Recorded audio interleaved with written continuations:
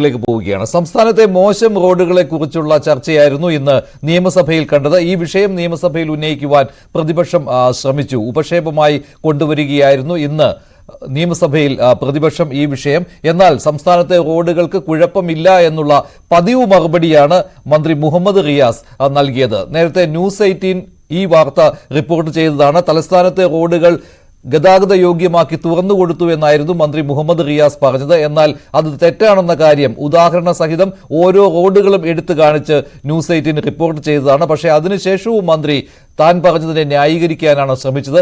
സമാനമായ ന്യായീകരണമാണ് ഇന്ന് നിയമസഭയിൽ മന്ത്രിയിൽ നിന്ന് ഉണ്ടായത്.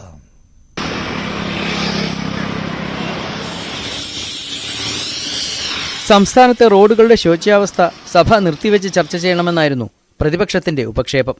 സാമൂഹിക മാധ്യമങ്ങളിൽ വരുന്ന റോഡുകളുടെ ചിത്രം കാണുമ്പോൾ കൊതിയാവുന്നു എന്നായിരുന്നു അടിയന്തര പ്രമേയത്തിന് അവതരണാനുമതി തേടി സംസാരിച്ച നജീബ് കാന്തപുരത്തിന്റെ പരിഹാസം. മണിച്ചിത്രത്താഴിലെ കുതിരവട്ടം പപ്പുവിനെ പോലെ ചെമ്പരത്തിപ്പൂ ചെവിയിൽ വെച്ച് ചാടി പോകേണ്ട അവസ്ഥയല്ലേ സർ മലയാളികൾക്ക് ഇപ്പോൾ?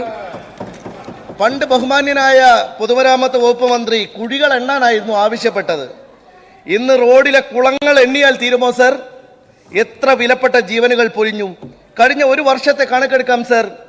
2023 മാത്രം 4010 ജീവനുകളാണ് റോഡ് അപകടങ്ങളിൽ നഷ്ടപ്പെട്ടത്. സംസ്ഥാനത്തെ ബഹുഭൂരിപക്ഷം റോഡുകളും ഗതാഗത യോഗ്യമാണെന്നായിരുന്നു മന്ത്രിയുടെ വാദം. സർ, അദ്ദേഹം ഇവിടെ മണിച്ചിത്രത്താഴിന്റെ കഥ പറഞ്ഞു, മണിച്ചിത്രത്താഴിലെ കുതിരവട്ടം പപ്പുവിന്റെ കഥ പറഞ്ഞു. സർ, ശോഭനയുടെ അത്യുജ്വല അഭിനയം ഗംഗയും നാഗവല്ലിയുമായി മാറുന്ന മണിച്ചിത്രത്താഴ്.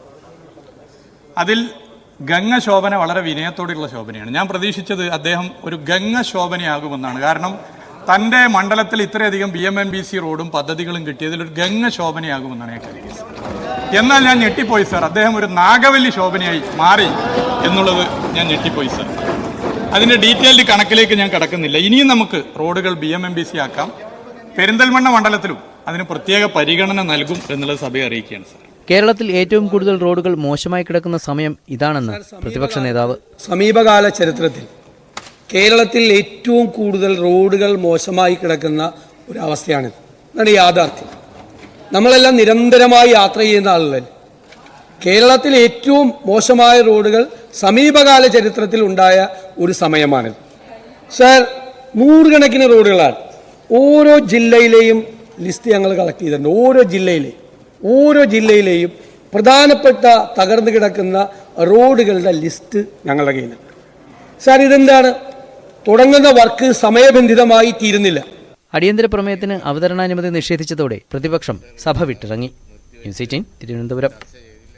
കോഴിക്കോട് നാദാപുരത്ത് റോഡിലെ കുഴികൾ ഉണ്ടായതിൽ പ്രതിഷേധിച്ച് വ്യാപാരികൾ Nadapuram town, Kallachi road, Thalassery road എന്നിവിടങ്ങളിൽ കുഴികൾ ഉണ്ടായിട്ടുണ്ട്. ഇതിൽ പ്രതിഷേധിക്കുകയായിരുന്നു ഇന്ന് വ്യാപാരികൾ.